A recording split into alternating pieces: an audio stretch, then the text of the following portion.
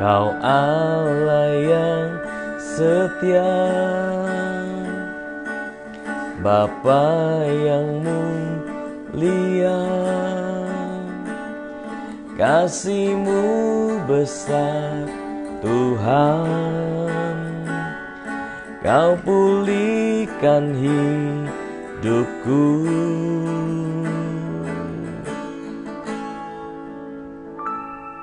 Kaulah harapanku, hidupku dalam-Mu.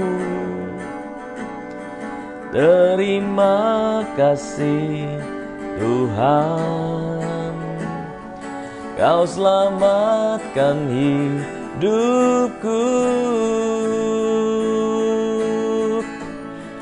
Dengan apa kan ku balas segala kebaikan-Mu? Segenap hatiku menyembah-Mu Yesus.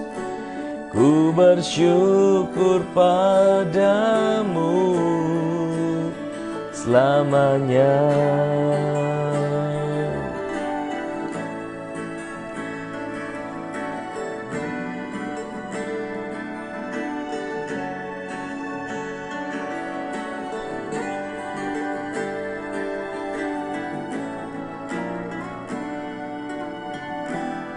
Mari sekali lagi naikkan pujian ini. Kaulah harapanku, hidupku dalam-Mu. Terima kasih Tuhan, Kau selamatkan hidupku. Dengan apa kan ku balas segala kebaikan-Mu? Segenap hatiku menyembah-Mu Yesus. Ku bersyukur padamu. Dengan apa kan ku balas segala kebaikan-Mu? Segenap hatiku menyembah-Mu Yesus. Ku bersyukur padamu selamanya.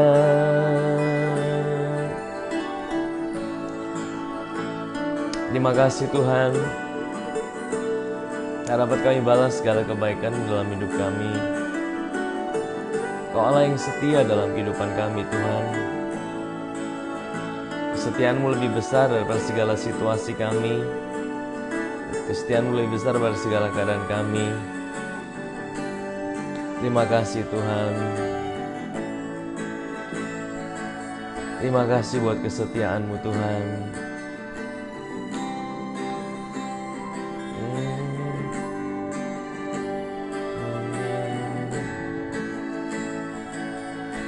Kesetiaan-Mu lebih dari segalanya.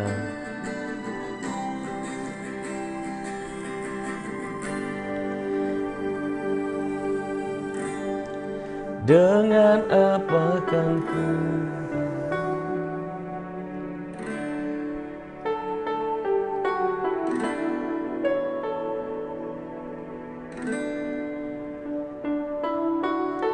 Terima kasih Tuhan. Kesetiaan-Mu lebih besar dari segalanya Tuhan. Dengan apa kan ku balas segala kebaikan-Mu? Segenap hatiku menyembah-Mu Yesus. Ku bersyukur padamu. Dengan apa kan ku balas segala kebaikan-Mu. Segenap hatiku menyembah-Mu Yesus. Ku bersyukur padamu, dengan apa kan ku balas segala kebaikan-Mu. Segenap hatiku menyembah-Mu Yesus. Ku bersyukur padamu selamanya. Oh, selamanya. Oh, selamanya. Oh, selamanya. Oh,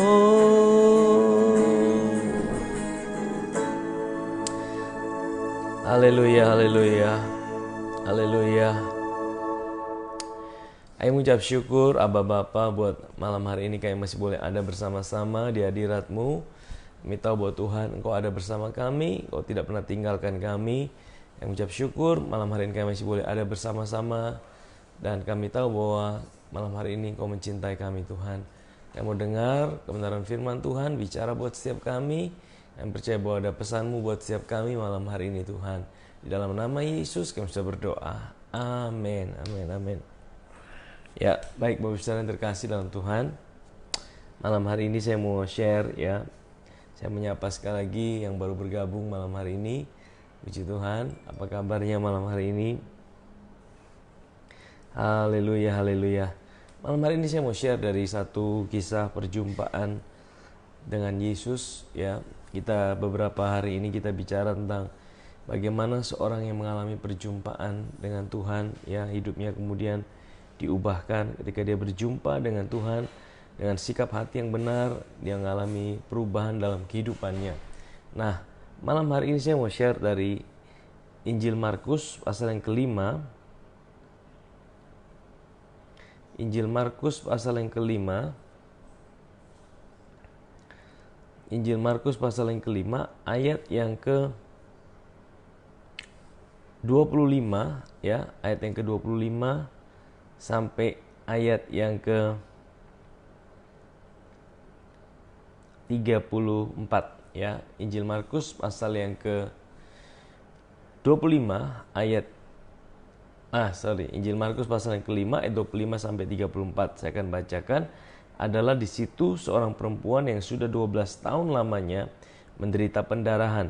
Ia telah berulang-ulang diobati oleh berbagai tabib sehingga telah dihabiskannya semua yang ada padanya. Namun sama sekali tidak ada faedahnya. Malah sebaliknya keadaannya makin memburuk. Dia sudah mendengar berita-berita tentang Yesus. Maka di tengah-tengah orang banyak itu, ia mendekati Yesus dari belakang dan menjamah jubahnya. Sebab katanya, asalku jamah saja jubahnya, aku akan sembuh. Seketika itu juga berhentilah pendarahannya dan ia merasa bahwa badannya sudah sembuh dari penyakitnya. Pada ketika itu juga Yesus mengetahui bahwa ada tenaga yang keluar dari dirinya. Lalu ia berpaling di tengah orang banyak dan bertanya, "Siapa yang menjamah jubahku?" Murid-muridnya menjawab, "Engkau melihat bagaimana orang-orang ini berdesak-desakan dekatmu, dan engkau bertanya, siapa yang menjamah aku?" Lalu ia memandang sekelilingnya untuk melihat siapa yang telah melakukan hal itu. Perempuan itu yang menjadi takut dan gemetar ketika mengetahui apa yang telah terjadi atas dirinya, tampil dan tersungkur di depan Yesus dan dengan tulus memberitahukan segala sesuatu kepadanya. Maka katanya kepada perempuan itu, "Hai anakku, imanmu telah menyelamatkan engkau. Pergilah dengan selamat dan sembuhlah dari penyakitmu." Nah, Bapak Ibu yang terkasih dalam Tuhan, ini adalah sebuah kisah bagaimana seorang wanita yang mengalami sakit pendarahan 12 tahun, Bapak Ibu Saudara, mengalami perjumpaan dengan Yesus. Ya, kita akan belajar sama-sama, kita akan melihat bahwa tidak semua orang yang berjumpa dengan Yesus itu pasti ya hidupnya diubahkan. Kenapa saya bilang? Karena banyak orang berjumpa dengan Yesus ya di waktu zamannya Yesus, tapi mereka tidak diubahkan, saudara. Ya, karena bukan salah di Yesusnya, tapi salah sikap hati mereka, saudara. Sikap hati mereka ketika mereka melihat Yesus, ketika mereka datang pada Yesus, ya, sehingga membuat mereka tidak berubah. Orang Farisi mereka ketemu Yesus, mereka berdebat dengan Yesus, mereka berjumpa dengan Yesus, tapi mereka tidak mengalami perubahan dalam hidup mereka. Karena apa yang mereka pandang tentang Yesus, mereka salah paham tentang Yesus, mereka mempercayai sesuatu yang salah tentang Yesus. Nah, oleh karena itu saya ingin bawa kita melihat melalui kisah ini, saudara, bagaimana kita memandang Yesus akan menentukan apa yang kita percaya tentang Yesus, akan menentukan apa yang akan kita alami di dalam hidup ini, saudara. Nah, dikatakan adalah di situ seorang perempuan yang sudah 12 tahun lamanya menderita pendarahan. Saudara, sakit pendarahan ini bukan sakit yang biasa, saudara. Ini adalah sebuah sakit yang sangat menderita. Bayangkan pendarahan, darah keluar terus, dan ini bukan 1 tahun, 2 tahun, tapi 12 tahun, saudara. Nah, saudara bisa bayangkan, saya bisa bayangkan bahwa wanita ini ya sedang dalam keadaan tubuhnya kurus kering, saudara. Ya, istri saya pernah ngalamin sakit pendarahan waktu mengandung anak yang kedua, dan terjadi pendarahan, dan itu cuma beberapa bulan bed rest. Tapi dari beberapa bulan bed rest itu sudah dia sangat menderita sekali, saudara. Dia harus terbaring terus di atas tempat tidur. Dan saudara, ini sangat suatu hal yang sangat ya tidak enak, saudara. Nah, saudara bisa bayangkan wanita ini 12 tahun lamanya menderita pendarahan. Nah, saya akan tunjukkan bahwa dia bukan hanya menderita dalam fisiknya saja, tapi dia juga telah berulang-ulang diobati oleh berbagai tabib sehingga telah dihabiskannya semua yang ada padanya. Jadi tadi tubuhnya, kesehatannya terganggu, ya tidak ada jawaban. Yang kedua, hartanya juga habis, saudara. Ya, keuangannya juga habis. Jadi ini bukan hanya satu area dalam kehidupannya yang mengalami tantangan, tapi secara tubuhnya sakit, uangnya habis, tapi juga apa, saudara? Ya, dikatakan bahwa keadaannya tidak baik, malah semakin buruk. Nah, saudara, saya ingin beritahu bahwa sakit pendarahan ini adalah sebuah penyakit yang memalukan atau dianggap sebagai kutuk di dalam orang Yahudi. Kalau saudara baca di dalam kitab Taurat, saudara, di dalam Taurat itu orang yang pendarahan itu dikucilkan oleh orang-orang sekitarnya, dan orang tidak boleh menjamah dia dan dia tidak boleh menjamah orang. Dengan kata lain, Bapak Ibu Saudara, bahwa wanita ini mungkin saja dia dikucilkan oleh keluarganya sendiri, bahkan mungkin suaminya tidak mau menjamah dia, tidak mau dekat sama dia. Jadi wanita ini dianggap wanita yang berdosa, wanita yang terkutuk, wanita yang dikucilkan, dan dia tidak boleh dekat dengan orang. Kalau dia dekat dengan orang, dia harus berkata najis, najis, najis, sehingga orang tahu orang tidak mau dekat sama dia. Nah, saudara bisa bayangkan wanita ini, saudara, tubuhnya sakit, hartanya habis, secara psikis, jiwanya dia juga mengalami sebuah tekanan dalam kehidupannya. Saudara, ini suatu hal yang sangat berat, saudara. Ini adalah suatu hal yang sangat-sangat berat yang dialami oleh wanita ini, saudara. Nah, tapi firman Tuhan bilang apa, saudara? Di dalam mengalami titik terendah itu, saudara, ayat 27 ini kuncinya, saudara. Dia sudah mendengar berita-berita tentang Yesus. Ya, dia sudah mendengar berita-berita tentang Yesus. Dengan kata lain, dia bukan hanya satu kali dengar, tapi dia sudah mendengar beberapa kali, mungkin berulang-ulang. Nah, pertanyaannya, berita tentang Yesus itu berita tentang apa, saudara? Ya, berita apa yang didengar tentang Yesus? Berita yang hoax atau berita yang benar? Berita yang baik atau berita yang negatif? Saudara, berita apa yang didengar dari Yesus?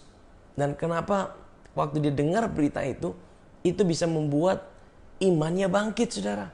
Itu bisa membuat dia bisa punya sebuah keberanian. Nah, ini apa yang dia dengar tentang Yesus? Saya percaya ini kuncinya, saudara. Ya, kita boleh dengar tentang Yesus, kita boleh dengar tentang Yesus, tetapi apa yang kita percaya tentang dia itu akan menentukan apa yang akan kita alami dalam hidup ini. Ya, saudara, mungkin saudara sudah dengar tentang Yesus, tapi mungkin kadang-kadang kita dengar Yesus adalah Yesus yang lain daripada yang kita percayai, saudara. Mungkin ada Yesus yang lain yang dikatakan mungkin dia, ya kadang dia baik, tapi kadang juga dia tidak baik. Kadang dia bisa hukum kita, kadang dia bisa tinggalkan kita, kadang dia menuntut kebaikan kita baru dia bisa baik. Saudara, kalau kalau Yesus yang seperti itu, ya, yang didengar oleh wanita itu, Yesus yang ada dalam hukum Taurat, ya, Yesus yang seperti apa yang ahli-ahli Taurat percayai tentang Tuhan di dalam perjanjian hukum Taurat, Tuhan akan memberkati kalau berdasarkan ketaatan orang Israel. Kalau orang Israel tidak taat, mereka Tuhan akan menghukum dengan kutukan. Saya percaya imannya tidak dibangkitkan, saudara. Tapi saya percaya yang didengar tentang Yesus adalah Yesus yang mencintai orang berdosa. Yesus yang mencintai, yang tidak takut untuk dekat dengan orang berdosa. Yesus yang menyembuhkan sakit penyakit dimanapun dia berada. Ketika dia berjumpa dengan orang sakit yang datang pada dia, saudara, orang sakit itu disembuhkan, saudara. Dan saya percaya dia dengar berita-berita itu. Waktu dia dengar berita-berita itu, saudara, dia dengar bahwa Yesus ini beda dengan ahli-ahli Taurat. Yesus ini beda dengan orang-orang Farisi. Yesus ini beda dengan ahli-ahli agama. Ahli-ahli agama tidak mau dekat sama dia. Ahli-ahli agama mungkin merasa najis dekat dengan dia. Tapi dia dengar Yesus ini beda. Ya, nah saudara, ini kunci, saudara. Kunci buat kita. Apapun yang sedang kau alami, apapun yang sedang kau jalani dalam hidup ini, perhatikan apa yang kau percayai tentang Tuhanmu, apa yang kau percayai tentang Yesusmu. Ini sangat menentukan, saudara. Hari-hari ini ada banyak sekali berita tentang Yesus, tapi Yesus yang mana yang mau kau dengar? Apakah Yesus yang mati dan bangkit buat hidupmu? Yesus yang mencintai hidupmu? Yesus yang selalu ada buat hidupmu? Kalau engkau percaya itu, saudara, saya percaya, sekalipun kondisimu mungkin berat, sekalipun situasi mungkin berat, waktu engkau mempercayai itu, ada iman yang dibangkitkan. Iman yang dibangkitkan yang bisa membuat wanita ini datang, saudara. Mari kita baca, saudara. Ayat yang ke-27, dia sudah mendengar berita-berita tentang Yesus, maka di tengah-tengah orang banyak, ia mendekati Yesus dari belakang dan menjamah jubahnya. Saudara, dia ini wanita nekat, saudara. Dia najis, dia tahu risikonya, dia bisa dilempari batu, dia bisa diteriakin, ya. Tapi dia nekat, saudara. Apa yang buat dia nekat? Yang tadi dia dengar tentang Yesus. Yesus yang mencintai orang berdosa. Yesus yang tidak takut menjamah orang sakit kusta. Yesus itu pula yang harus kita dengar dalam hidup ini. Amin, saudara. Dia tidak pernah membuang hidup kita. Dia tidak pernah biarkan kita berjalan sendirian. Nah, saudara, dia bilang apa? Sebab katanya, asal ku jamah saja jubahnya, aku akan sembuh. Pertanyaannya, ya, dalam Injil yang dikatakan ujung jubahnya. Ujung jubahnya. Orang Yahudi itu pakai baju itu, ya, selalu ada yang namanya talit, saudara. Talit itu, ya, itu seperti kerudung tapi buat laki-laki, saudara. Dan di kerudung itu sampai ke bawah itu di ujungnya ada namanya jumbai. Nah, jumbai inilah yang dipegang oleh wanita itu, saudara. Tahukah, saudara, apa yang wanita itu percaya tentang jumbai itu? Jumbai itu juga, ya, kalau saudara baca di kitab Maleakhi, itu dikatakan bahwa kalau Mesias itu datang, akan ada kesembuhan pada sayapnya. Nah, jumbai itu, ya, atau talit itu dalam bahasa Ibrani itu adalah kanaf. Kanaf itu adalah sayap, saudara. Sayap itu. Saya percaya wanita ini dapatkan sebuah pewahyuan tentang Yesus yang adalah Mesias. Waktu dia dapatkan pewahyuan tentang Yesus adalah Mesias, Maleakhi bilang bahwa, ya, Mesias itu di sayapnya itu ada kesembuhan. Sayap itu ujung jubahnya, saudara. Jadi di situ dia punya iman, dia pegang. Aku percaya Yesus adalah Mesias, juru selamat yang datang. Dan di dalam jubahnya, dalam sayapnya ada kesembuhan. Saudara tahu, ya? Dan juga jumbai itu orang Israel pakai, yang laki-laki itu apa, saudara? Di ujung jumbai itu warnanya biru. Ungu atau biru, ya. Itu artinya apa, saudara? Kalau saudara baca di kitab Musa bilang sama orang Israel yang laki-laki, kamu harus pakai itu. Untuk apa, saudara? Saudara, waktu mereka tertunduk, waktu mereka mengalami masalah, biasa orang kalau mengalami masalah, mukanya selalu tertunduk ke bawah. Artinya apa, saudara? Waktu orang lagi mengalami masalah, tertunduk ke bawah, dia akan lihat ujung jumbai itu warna biru. Biru itu warna apa? Biru itu warna langit. Warna langit itu adalah warna pengharapan. warna kasih karunia. Jadi setiap orang yang ngalamin masalah, orang Israel, waktu dia lihat ke bawah, ya, waktu kepalanya tidak bisa terangkat ke atas, dia lihat ke bawah, dia tetap lihat ada pengharapan. Ya, ujung jumbai itu juga bicara ada pengharapan, warna langit. Saudara, Tuhan ingin saudara, apapun situasi saudara, apapun keadaan saudara, mungkin hari ini kau sedang tertunduk lesu, mungkin hari ini kau sedang tidak bisa menegakkan kepalamu, mungkin ada begitu banyak persoalan yang sedang kau hadapi, tapi sekalipun engkau tertunduk lesu, kepalamu lihat ke bawah, apa yang kau lihat adalah ujung jumbai itu ada warna biru. Biru itu adalah warna langit. Tetap ada pengharapan, tetap ada kebaikan Tuhan, tetap ada jalan sekalipun di tengah-tengah persoalan yang berat yang terjadi dalam hidup saudara. Amin saudara. Nah, saya akan teruskan saudara. Jadi wanita itu dia mengambil suatu keputusan, dia datang pada Yesus dari belakang. Tapi dia bilang apa saudara? Saudara perhatikan ya, wanita ini memiliki iman yang sebenarnya iman egois. Kenapa saya katakan iman egois? Dia mau dapatkan kesembuhan, tapi dia tidak mau kenal dengan Yesus sebenarnya. Ini agak egois menurut saya, karena dia bilang gini, asalku jamah saja ujung jubahnya. Jadi dia bilang gini, saya mau kesembuhannya saja, tapi saya tidak mau berhadapan langsung dengan Yesus. Seringkali kita dengar di gereja juga ada yang bilang gini, kalau datang pada Tuhan jangan cari tangannya, tapi cari wajahnya, saudara. Saudara, jangan cari kesembuhannya, jangan cari berkatnya, cari pribadinya. Saudara, ini statement yang benar, saudara. Tapi juga, ya, kadang-kadang ada orang-orang yang waktu dia kenal Tuhan pertama kali, bukan dia mau sungguh-sungguh cari Tuhan, tapi dia pengen dapatkan sesuatu dari Tuhan. Ya, dia pengen dapatkan jodoh, dia pengen dapatkan pertolongan buat pekerjaannya, dia pengen dapatkan kesembuhan buat sakit penyakitnya. Apakah itu salah, saudara? Saudara, tidak salah, saudara. Saya percaya waktu seorang datang, sekalipun dia hanya mau dapatkan kesembuhan, ya, berkat-berkat yang lain, saudara, tapi waktu dia mengalami perjumpaan dengan kasih Tuhan, pada saat itu Tuhan akan ubahkan hatinya.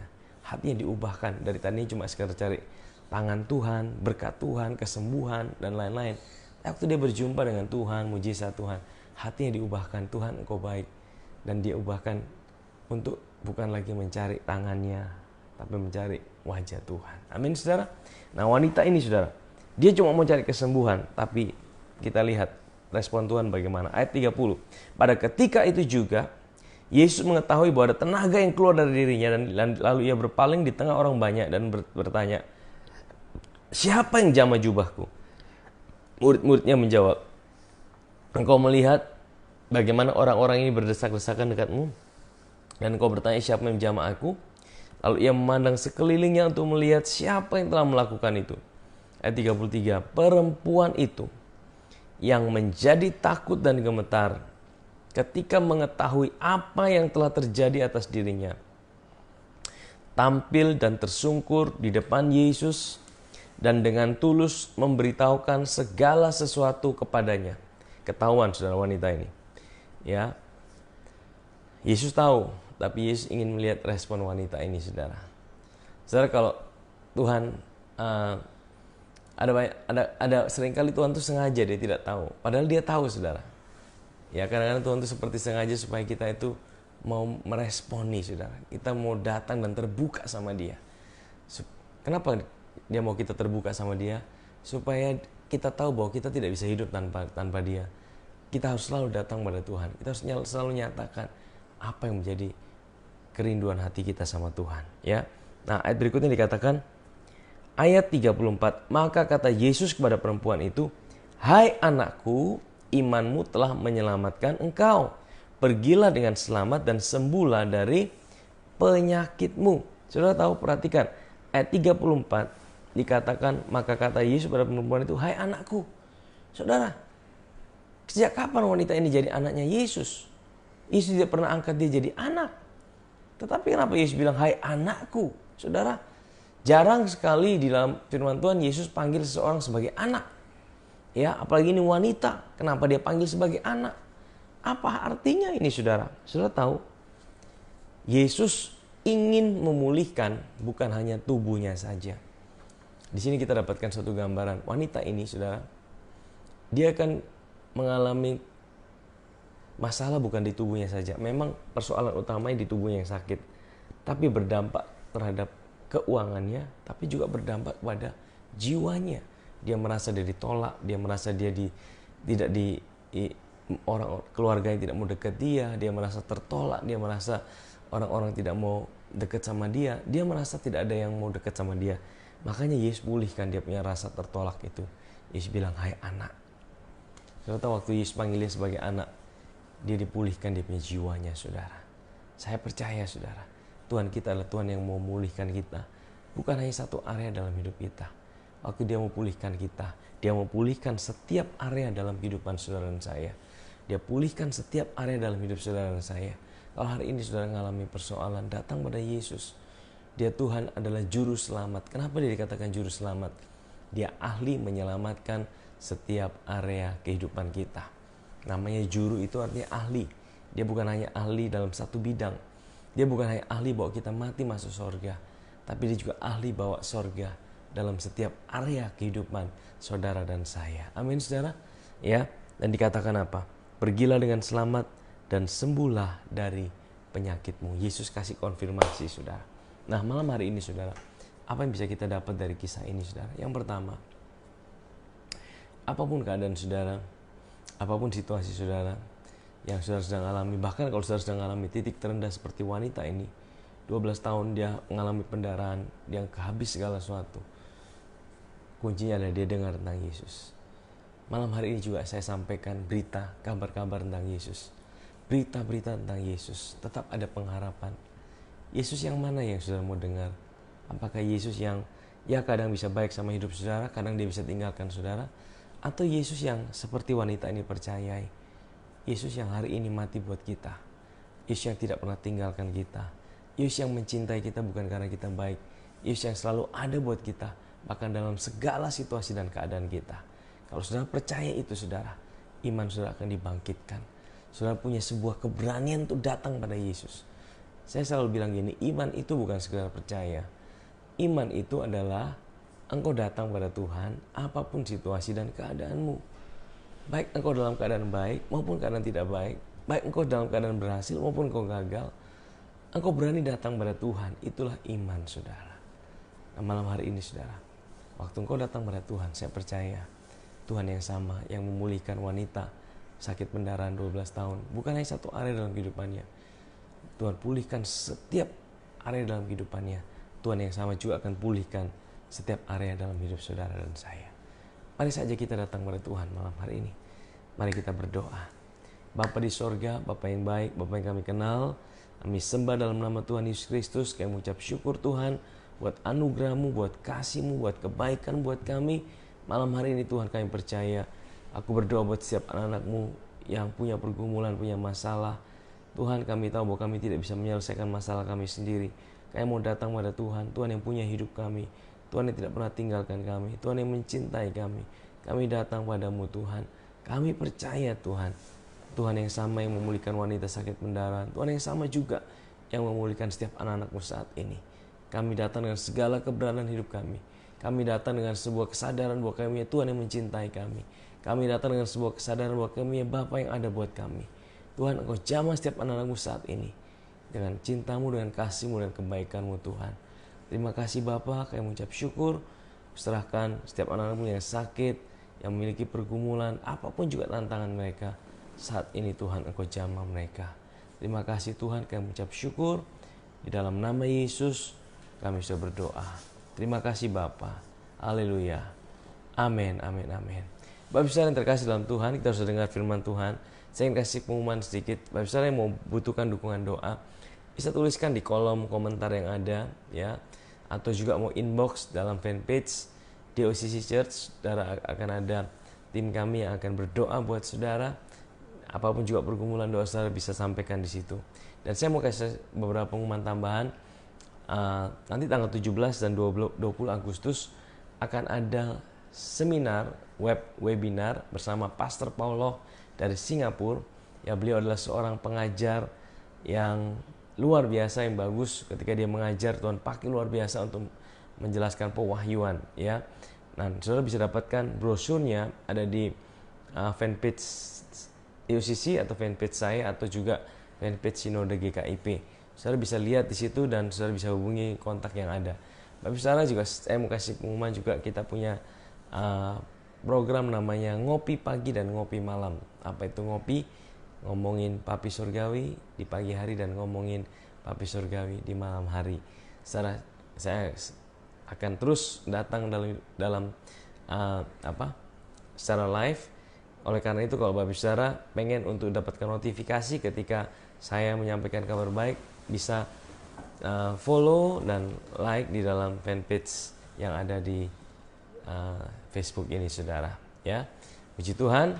Salam jumpa kembali, salam ngopi di malam hari. Tuhan Yesus memberkati kita semua. Haleluya. Shalom.